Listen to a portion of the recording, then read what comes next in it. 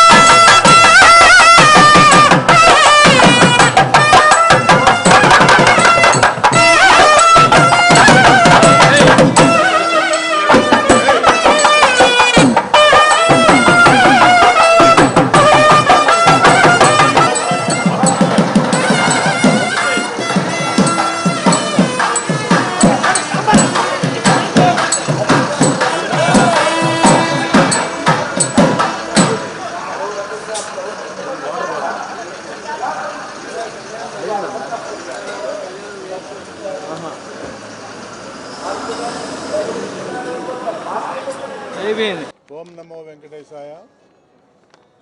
ఈరోజు తిరుమల నుంచి ప్రయాగ్రాజ్ అలహాబాద్ దగ్గర జరిగే కుంభమేళా కార్యక్రమానికి ఇక్కడి నుంచి టీటీడీ నుంచి కళ్యాణ రథం వెళ్తుంది.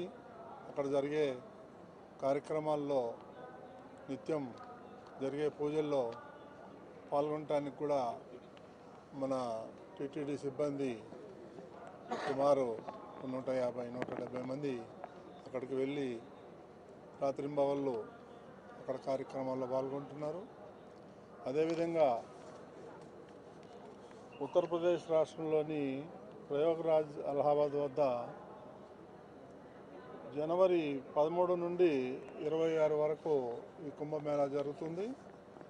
దాంట్లో ఫిబ్రవరి 26 వరకు జరుగుతుంది. ఈ భక్తులు ఈ యొక్క కళ్యాణోత్సవాల్లో 4 రోజులు జరుగుతుంది. జనవరి 18, 26, ఫిబ్రవరి 3, 12 తేదీల్లో కళ్యాణోత్సవాలు జరుగుతున్నాయి. దీనికి భక్తులందరూ పెద్ద సంఖ్యలో వస్తారని చెప్పి ఆశిస్తున్నాం. అదేవిధంగా అక్కడ జరిగే కార్యక్రమాల్లో కోట్ల మంది ప్రజలు వచ్చే అవకాశం ఉంది. కాబట్టి ఇది దిగ్విజయంగా జరుగుతుంది. మాకు పూర్తి నమ్మకం ఉంది. ప్రతి ఒక్కరి సహకారం కూడా కావాలి. అక్కడ జరిగేటువంటి నిత్య కైంకర్యాలు అయితే ఏముంది, ఇక్కడ ఉన్నటువంటి టెంపుల్ లాగానే అక్కడ కూడా నమూనా టెంపుల్ నిర్మించడం కూడా జరిగింది. కాబట్టి ఈరోజు ఇక్కడి నుంచి ఈ కళ్యాణ రథం బయలుదేరుతుంది. బహుశా 2 రోజుల్లో అలహాబాద్ చేరుకుంటుంది. అక్కడ జరిగే బ్రహ్మాండమైనటువంటి కార్యక్రమాల్లో మన వాళ్ళందరూ కూడా పాల్గొంటారు. ఇవి కార్యక్రమం దిగ్విజయం కావాలని చెప్పి నేను మనస్ఫూర్తిగా కోరుకుంటున్నాను. ఉత్తరాది భక్తులు చాలామంది వచ్చే అవకాశం ఉంది. చూడాలి. ఇది 3వసారి మనం నిర్వర్తించటం.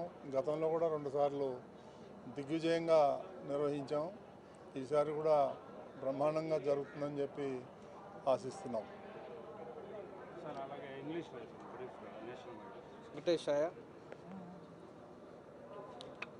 జనవరి 13 నుంచి ఫిబ్రవరి 26 దాకా